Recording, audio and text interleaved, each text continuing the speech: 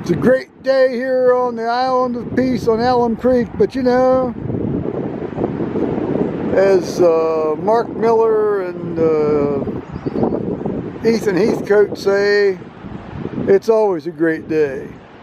And they're right about that. It's too bad they, you know, never answered comments, even when you came upon their channels when they were only had like 30 subscribers.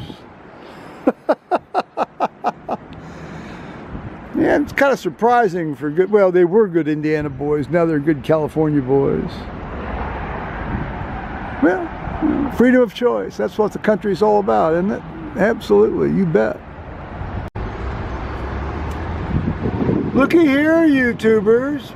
It's almost 80 degrees on the back deck on Friday, April 13th, 2018, here on the Island of Peace. Yeah, all right. The mountain ash are starting to be mountain ashy.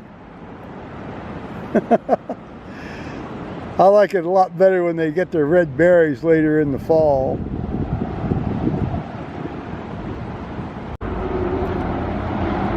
Meanwhile, later today, the exposed cable on the ground, do you like the little black foam cable snaking around there too, also on the ground? May come into play when my cable guy comes out here to investigate me being off the internet here since 1 o'clock in the afternoon yesterday. Perhaps you can see the orange cable there snaking just around the side of the house, and it goes over to be against the back of the pole barn. Anybody that's come out here to try to bury it has always balked at the, well, the obvious challenges posed by my topography.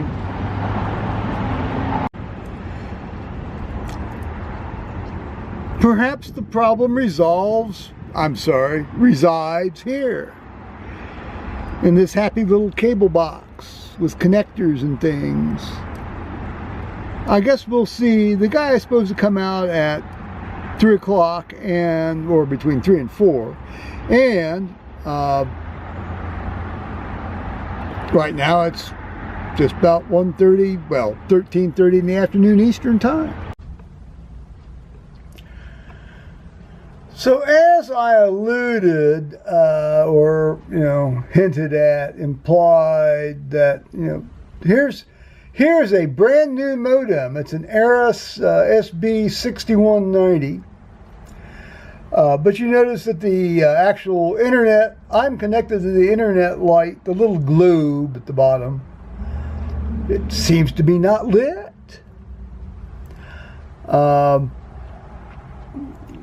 More of that anon.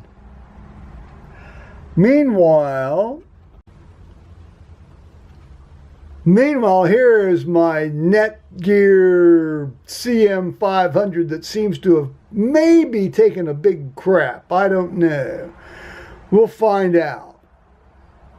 In any case, I thought it'd be nice to have at least a spare. This may end up being my spare modem. I don't know. We'll find out. See what this technician says. I think we've established that the problem resides from, you know, the back of the modem out to the pole somewhere, or somewhere farther upstream, I guess, or downstream, depending on how you look at these matters. Hello, YouTubers.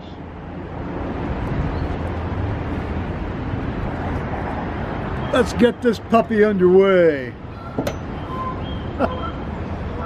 It's a bit windy, but not as windy as it was yesterday. You wouldn't have been able to hear me yesterday. One of the death copters just flew over. You know, the coma copters, the Death Stars, the Life Flight, the medevac stuff.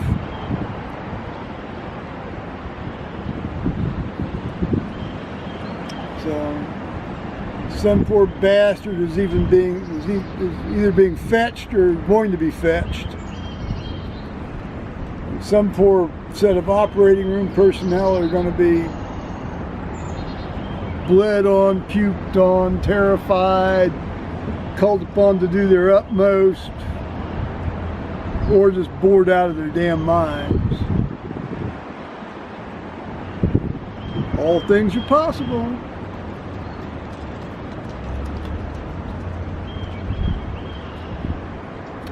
I can't say I've been doing battle with the cable company. The cable company's been very cooperative. My internet went out at 1300 yesterday, April 12th. And I showed you the new equipment I got and the old equipment that seems to maybe, but we don't know yet, have gone to the far side.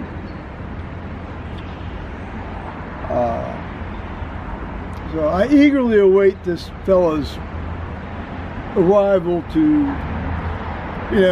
they have, when this has happened in the past, they have installed an entire new cable from the pole to my box. I'll be interested to see if they do that today. They have redone the connectors. That has happened. They'll chop off a little bit and do all the little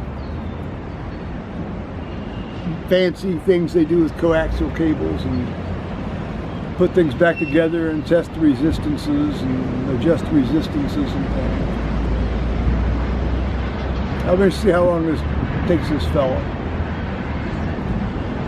He better not bail out on me.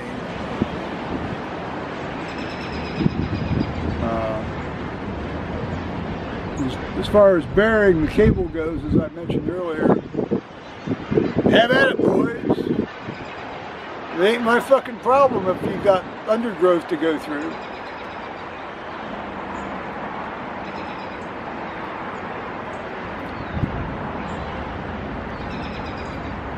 And that's part of the service, folks. Just do what you're supposed to do.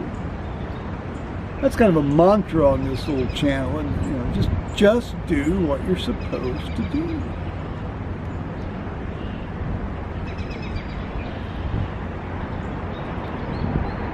So, I will say that this new modem I bought is a lot spiffier in appearance, and it's got blue lights. You can see the lights. It's not these little tiny things that are sort of like. So I went over to Walmart today to buy the modem, one, and two, I bought some of the lime juice I like to stick in my tea, and I got something. What else did I get over there? Oh, a bottle of hot sauce, which apparently some rioter had torn off the barcode label, which I didn't notice when I picked the bottle up off the shelf. And so when I go to check it out, there's no barcode, and the woman's trying to find the barcode. Turns out there's no barcode on the bottle, so she sends some minion off, to look, and he says, "Where is it?" I said, "Well, it's about halfway down," I said, "in the hot sauce," and then he tears off, and then I finished my statement, "But remember, there are 2 hot sauce sections in Walmart." Of course, he went to the hot sauce section where this product is displayed. Actually, this was I think this was the next to last product in that particular hot sauce section where it was displayed. So maybe, and the other one was way back on the counter or the shelf, so maybe he didn't see it when he passed by it. Who knows? Anyway, he was gone quite a while, and so the line built up behind me, at the register. So meanwhile, the woman checking me out and I chatted away very merrily for a while.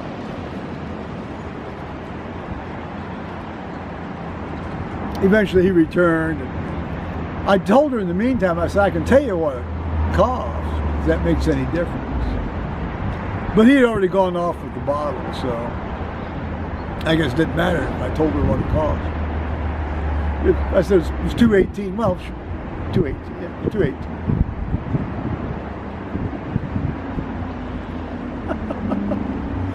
I'm not going to try to rip you off for a few cents on a bottle of hot sauce, Walmart. You're at all, actually.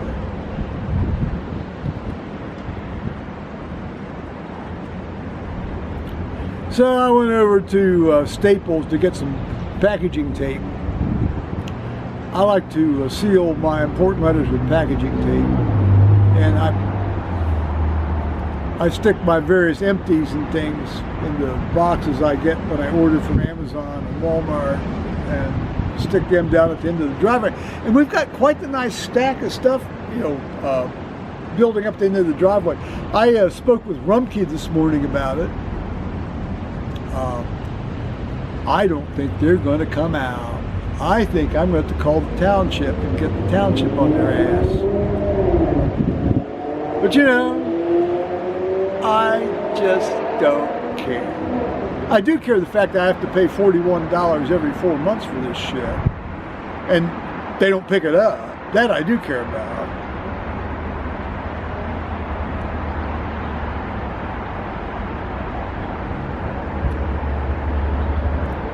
Maybe we should just go to a la carte service, you know.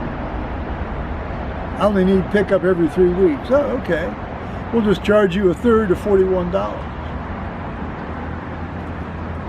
I don't think that's going to happen.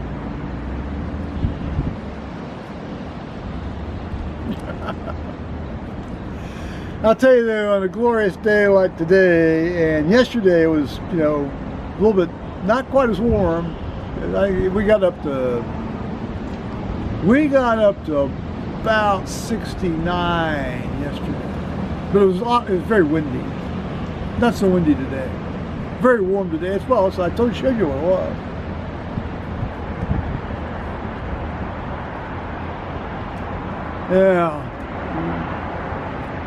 Yeah, wonderful sleeping, but you can turn off all the heaters and you don't have all that noise rattling around and blowing on you, and raising hell. Oh, so I went over to Staples and bought the tape, as I said. I also got some LED lights.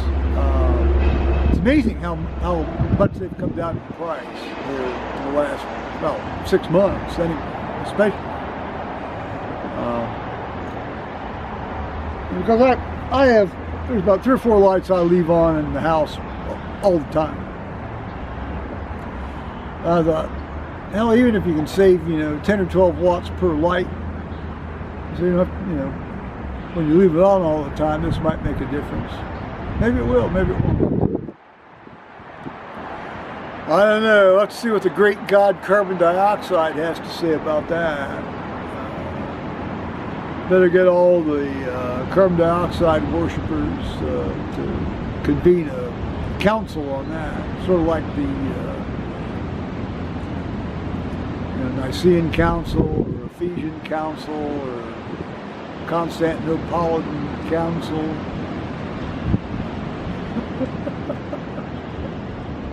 Because basically it's just another form of a religion worshiping carbon dioxide.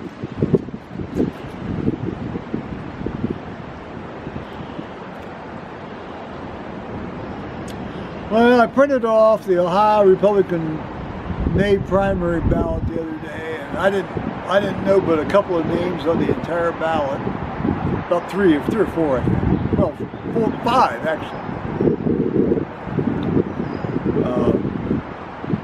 You know, Ohio's got term limits. You can always serve, like, let's see, 6 years in the House and 2 terms in the Senate, state Senate, so that's like 8 years. So, you know, and then there's like musical chairs. You know. Well, there's only a third as many in the Senate as there are in the House, so that means there's going to be a thinning of the herd sometimes. You know.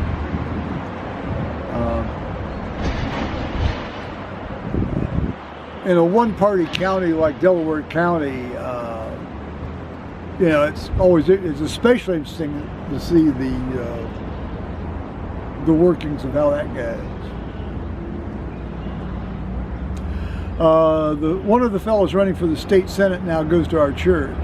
Well, officially goes to our church. I just haven't seen him. But then on the other, I'm not going. Oh, I shouldn't say anything. I'm not going to my church much anymore unless I read. Let's have asked you. There's one of those hideously expensive school buses. There's a senior services levy on, which I would have voted for the renewal, but they want an increase. See, and of course they bundle it. You know, it's not like you can vote for the renewal, but not the increase. You know, that's another one of the examples of political and governmental intellectual dishonesty.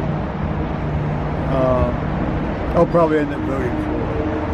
Well, self-interest, isn't it? Got to get my mouth on the government team. If I paid for it, fine.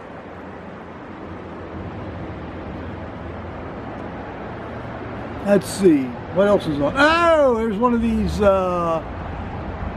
know, let's all go to a bipartisan redistricting commission and take the redistricting action out of the hands of the state legislature. Although this doesn't quite do that totally. But it says if some other outfit deems that the legislature made it too non-bipartisan, it can't be the full 10-year, you know, census interval. I mean, this is a bullshit written constitutional amendment. And in any case, here's an idea. Why don't we just go with what the Constitution says? The states shall determine how they, well, this is what we're doing, I guess. But I would far rather trust a General Assembly that's actually elected than a bunch of, you know, non-partisan appointed hacks to decide. Boy, you can just see that little empire grow and jobs for the boys and girls growing on that one, can't you? Oh, yeah. You know, job advertised, you know, statistician, demographer for the non-partisan redistricting commission in Ohio. You know, can't hire 5 additional staff. It's just going to balloon. You can just see that. Now, it works both ways, you know. I've lived under Democratic legislatures that did this, and now I'm living under Republican legislatures that do this. You know, just, you know, choose your favorite, you know, choose your favorite flavor. You know?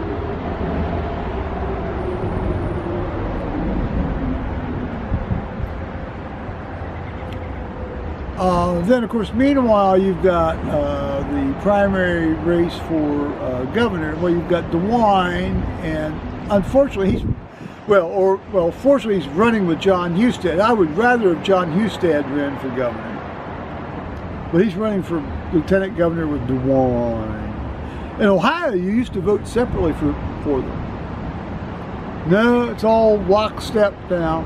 So. There's no way I'll vote for Mike DeWine under any circumstances. Under any circumstances, come hell or high water. So Mary Taylor, I like Mary Taylor very much, and she's running with a guy I've never heard of, but I'll trust Mary Taylor.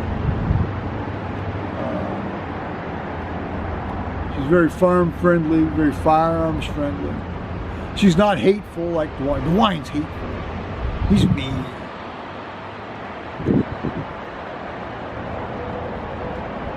And then you've got, my Lord, you've got a whole bunch of people running for the U.S. Senate seat. I'd only heard of one of them. Well, I heard of this of another one just yesterday. He called me and he actually left a message on my phone machine. And it was really a really hateful thing about immigration. Yeah, well, you can't have these immigrants coming in. I mean, man, you've got the wrong take on how human beings yearn for freedom and determining your own outcomes, dude. Well, it was Mike Gordon or Mike Gordo or some damn thing. I can't remember what his name was. And then we have a guy, one of the fellows at church. It was my church. I mentioned that he's ready for the state senate. Have to think about that one. And then Chris Jordan, who was in the state senate, who he actually comes up my driveway and talks to me. And so he's running once again for the State House, you know, the House of Representatives. I'll vote for him, obviously.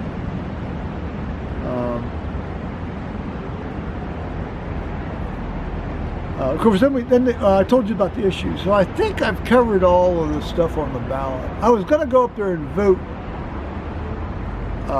early today, but I thought, well, you know, unless, you know, get my computer back, get my online back, I can actually look up some of these people and see if I've, you know, we'll still do the same thing when I get additional information. So hear what they have to say for themselves. Yeah, it wouldn't be fair to go up there just without knowing anything, squat out of the blue. So I thought I'd wait. Plus, I'm a lazy so-and-so. Well, plus I thought I'd wait. Ah, it's beautiful. I was watching a deer start to go into labor the other morning, and by the time I got the camera, she had moved on a little bit out of range, and I wouldn't go out there and try to disturb her, obviously. So I hope she's had it. This might have been just, you know, one of these little premonitory labor things, but she was doing the old, you know, sort of like bear down thing, you know. I've seen about 3 deer have their infants out here on the bank. One was fairly, I don't know, maybe they all do that, you know, spinning around right at the end to get it to sling out the back end. Or maybe that was just a particularly difficult birth, I don't know. I don't have a large sample size on this. It's that time of year, you got the animals birthing them babies. So I don't know, this guy, I don't have a watch. I don't know why I keep doing that.